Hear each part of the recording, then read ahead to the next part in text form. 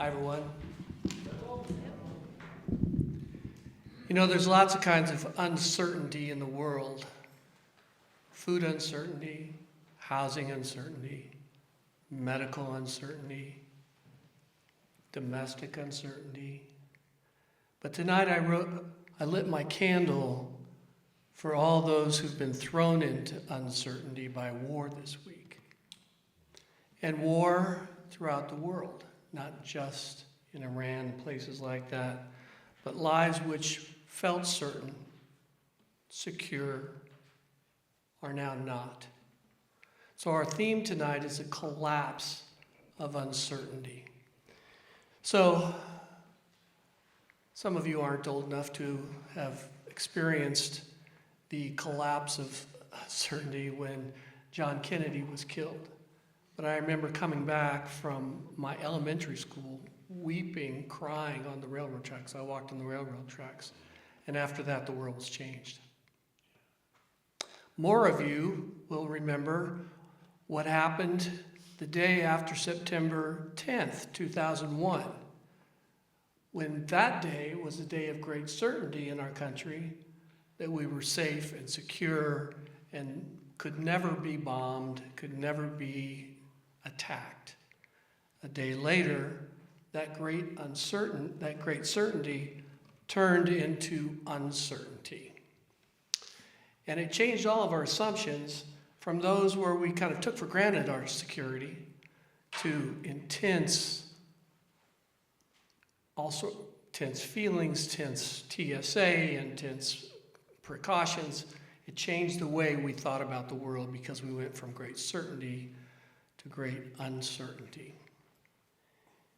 Rabbi Menachem Mendel Schneerson, he was the seventh and most influential leader of an Hasidic order. He died in 1991. He said, Hasidic movement, he said, in times of upheaval, we are given the rare opportunity to perceive directly and with certainty what is true and real in our lives.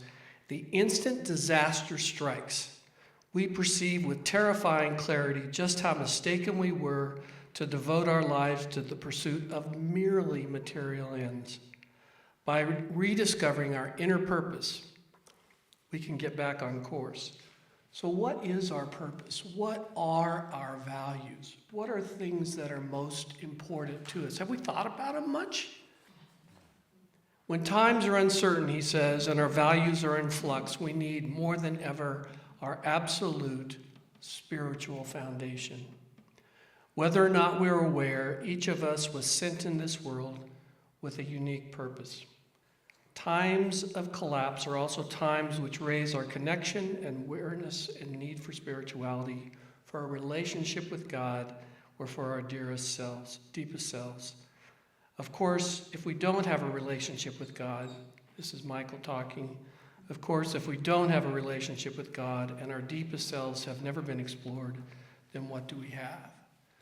One of the reasons I love this service, and you can go through all the ways Irene prepared us for tonight through the order of service, the chants, the readings, Thomas Merton, was to bring us to that point where we're thinking about what's most important, that love that goes through the dark night of soul, that we can count on no matter whatever things are taken away from us.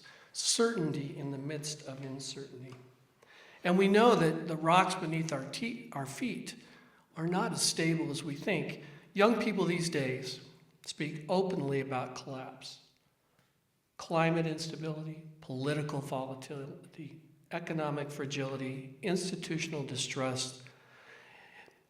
Structures for all of us, once assumed stable, now feel provisional. And so I wonder, and I actually think, that one of the main reasons that people are turning to spirituality, young people, is because of this deep uncertainty in all the world that has been certain before. Institutions, people we trust, have trusted in the past, the media and so far. Now let's go to the cross. We are in Lent right now, and we're about to come across Holy Week. And one thing we can take away from that is certainty collapses completely during that week. The risen Christ bears the scars And what happens is that collapse is not erased, but life is transformed. It's transfigured. When certainty falls, what remains is presence.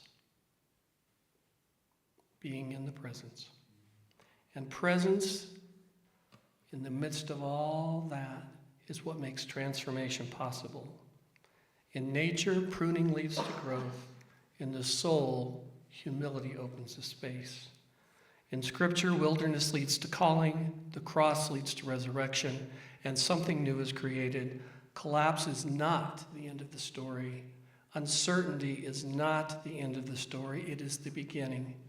And maybe that is the quiet mercy of this season.